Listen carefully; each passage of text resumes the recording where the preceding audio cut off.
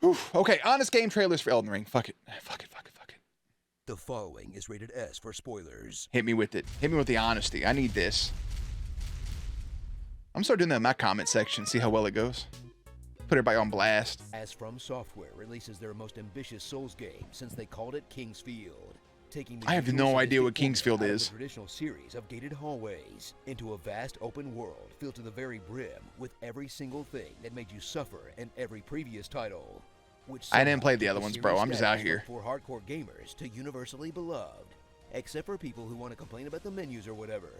By finally executing From Software's plan of making everyone get good, whether they want to or not. Hey, bro, I do have to say, they did take a bunch of games that a lot of people were too scared to play because they were too hard and made everybody fucking love this game. I loved it. And I played 30 minutes of Dark Souls and was like, this shit is ISA for me, bro. I don't like it. It's not good. And I played 90 plus hours. I think I'm at like 120 now on that character. And I love Souls it. Games aren't just for masochists that would voluntarily throw themselves in front of a balls-kicking machine. It's or maybe Corey. This proves that somewhere deep inside, we are all balls-kicking machine guy. Now that it's mainstream, I'm pretty sure making fun of these games is considered kink-shaming. I like how it says king-shaming. The captions are garbage. Between, as the surreal and beautiful nightmare-scapes of the Souls aesthetic are blown up American extra-large. Bro, just hitting those things are gorgeous. And like 10 distinct varieties of poison swamp to absolutely There's a lot of different poison in each and every one of them. I didn't die to that fucking magma dude once. Sized world, you'll still do the Dark Souls thing and run past all the dudes to collect graces just so you can declench your sphincter a little bit. Alright, bro, my asshole was so tight during some of those. A double jumping horse, only to realize that you've gone too far as you get completely demolished by a single enemy. I ran past. I still ain't killed him. The true genius of Elden Ring, as you simply pack it up and go somewhere else for a while, where the mostly unbarred environment allows you to completely avoid the futility of beating your head against a single boss for hours. Which Godric wasn't even that. No. You can't put Godric as that example. Godric is one of the easiest bosses in the game. You got to put Margit up there. Godric wasn't bad. Margit's the real suck a dick, you know? Then watching horror as your dumbass does that. There anyway, he is. Because yep. being beat down by Margit spoke too soon. Yeah. Injured your pride. My fault. That is, I spoke too soon. Away from meandering into every cave to collect all the weapons you don't have the build for. The and step into the shoes of the Tarnished, another dreg of a protagonist that finds themselves in a world where every person Sir Gideon off there. They are. I'm not screaming. A bunch of demigods and reforge the pieces of the Elden MacGuffin. In a narrative unheard of for a Souls game that sort of lets you know what's going on from the get-go, but somehow manages to be just as vague. Super vague. Dialogue of the numerous weirdos and creeps around you, and try to parse lore with a similarity and level of made-up fantasy names to keep straight, which is probably what has kept George R.R. Martin from writing more Games of Thrones for all these years. Bro, he's been the fact just finished the fucking book. The player base will ignore it completely. Made their way to the realm. Very well. It is safe here. Bro, I fucking hate watching people skip past the dialogue. That is one problem with the game, and I heard all the other Soulsborne games are like this. Everything, you have to piece it together like a giant puzzle in order to understand the lore that's going on. Once you know the lore, it's so good, but the story is not fed to you in a proper way. It's fed to you in different pieces. It's not fed to you in order, basically. You got to piece of shit together. You got to get a big poster board with some red string and do it yourself, or watch a 40-minute YouTube video. In favor of their personal storyline, Big Sword Kill Guy. But hey, I guess somebody's got to keep the Souls YouTuber economy afloat.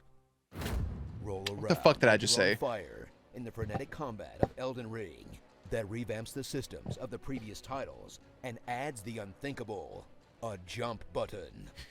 Which mostly means you'll have a second thing to mash until you rub your fingerprints off. Nah, I didn't jump that much. Then jump into some of the sweatiest Souls combat you've ever experienced. But dude, new additions, yeah, like guard counters and awkwardly fighting from horseback at variety. I refuse to fight from horseback. Unless you're a magic user, where you'll cheese out everything from a safe distance just like normal, to constantly get instantly bodied so hard you die in real life. In combat that will test all the skills you've built up in countless hours of the previous titles, and inevitably crush your ego on the altar of some horrible construct with way too many limbs, or simply a big dog. I don't know what the fuck that thing is, but it's awful. You take them down, or summon an upgradable spirit jellyfish, because honestly, why not?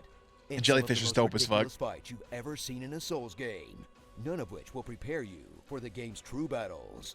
The one against the game's bad optimization, and every dickhead who keeps trying to get you to jump off a cliff. You gotta play offline, Nothing bro. quite gets me in the headspace to You appreciate ain't gotta this read those game's things. painstakingly crafted setting more than reading 40 messages that say Fort Common Night. So You play offline, those messages ain't even there, bro. You ain't gotta worry about it. put on your oversized hat. Big and get ready hat. to praise the ring for a gaming experience that treats you like you're smarter than you actually are, which despite its highs and lows, deserves genuine respect for sticking to its genuinely unique design.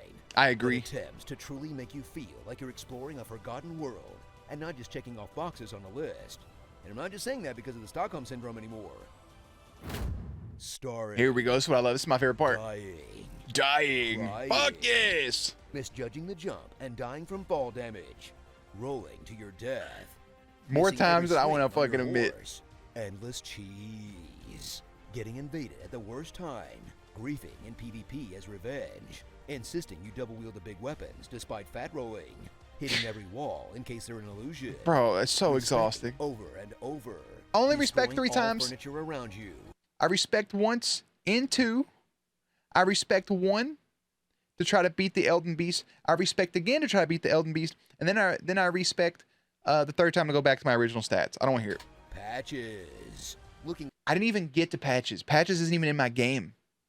Patches isn't even in my game at all. I progressed to a point where Patches doesn't even fucking exist. His bell bearing for his shop items were at his first location. He's just dead in my universe. like a child who dressed themselves for peak stats. Debating on killing an NPC for their swag. Killed him Laughing immediately. at Rudon's ridiculous Not the horse, first guy, but crying around Rudon's ridiculous Shaburi. horse, getting hugs after trying your best. No. And being maidenless, in game and in real life. Elden finger ring, but whole. The real threat of this game Touche, isn't the well massive fucking dragons or played. powerful demigods. It's the crabs and lobsters. Seriously, I haven't been this threatened by seafood since I Fuck got food the poisoning at Red crustacean. Lobster. Tell us what you'd like to hear in my epic voice. In my epic voice. Anyways, I mean, that's it. That's pretty solid. I do agree, starring the dying, yeah, sure. But I do think the game deserves more credit than it's gotten. And it's gotten a lot of good fucking credit. 10 out of 10s across the board. It's probably the front runner for Game of the Year until Ragnarok comes out. I think it's just one of the, I don't know. They made the game easier for people to play. You can go in, you can play on easy mode if you want. You can be a sorcerer. You can go over level and go kill a bunch of shit. I finished the game like level 197. I have no shame in that. You think I want to be rune level 1 fighting the last boss? No. Think I'm gonna be level 70 fighting? No. I don't want to do that. I want to go kill shit, and I want the game to be as fun as possible. Whether that's easy or challenging, I don't give a shit. It was still challenging at the very end, and I loved it.